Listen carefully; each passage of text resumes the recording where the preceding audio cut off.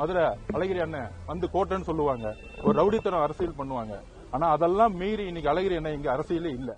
மதுரை எங்கள் கோட்டை என ரவுடித்தன அரசியல் செய்த முன்னாள் அமைச்சர் மு.க. அழகிரி தற்போது அரசியலில் இல்லாதது போல கரூர் விரைவில் சுத்தம் செய்யப்படும் என ஆதவ் அர்ஜுனா திமுகவை கடுமையாக விமர்சித்துள்ளார். கரூர் கூட்ட நெரிசல் சம்பவத்தை சிபிஐ விசாரிக்க உத்தரவிட்டதை தொடர்ந்து தாவேகா தேர்தல் பிரச்சார மேலாண்மை பொதுச் செயலாளர் ஆதவ் அர்ஜுனா செய்தியாளர்களை சந்தித்து பேசினார்.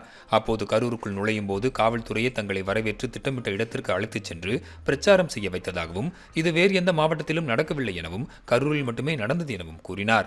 சம்பவத்தன்று விஜயை அனுப்பிவிட்டு நாங்கள் கரூர் மாவட்ட தான் இரவு முழுக்க காத்திருந்தோம். நாங்கள் உள்ளே வந்தால் கலவரம் வரும், பிரச்சனை வரும் என சொல்லி காவல்துறை தடுத்ததோடு கட்சி நிர்வாகிகள் மீது தடியடி நடத்தியதாகவும் அவர் குற்றம் சாட்டினார். கரூர் காவல்துறையே முன்னாள் அமைச்சர் செந்தில் பாலாஜியின் கட்டுப்பாட்டில் உள்ளதாக தெரிவித்த அவர், ஒரு காலத்தில் மதுரைக்குள் வந்தால் காலை துண்டிப்போம் என்பார்கள்.